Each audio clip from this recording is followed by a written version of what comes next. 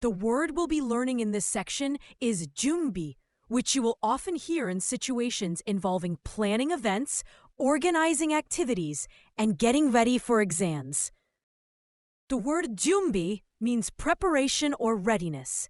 It refers to the action of getting everything ready or set for a particular task, event, or situation.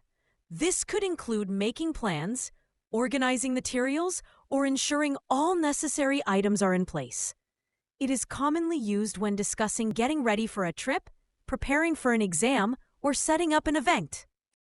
The first kanji means a standard or something like a preparation marker, and it often shows the idea of being ready or acting as a qualifier.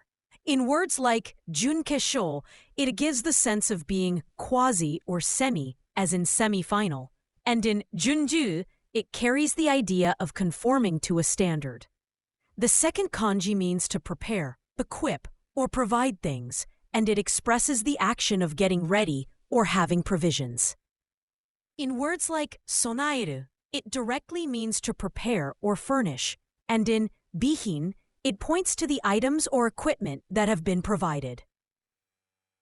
The preparation is finished. 準備が終わりました。準備が終わりました。The preparation is done. 準備ができました。準備ができました。I will prepare for the trip tomorrow. 明日は旅行の準備をします。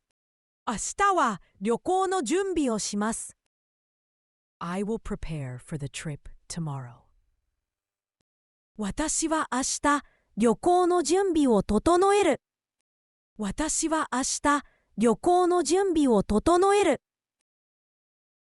The most common synonyms of the word junbi are yoi and shitaku. While all three words refer to preparation, yoi often emphasizes the ease and readiness of preparation, like having everything laid out and ready to go.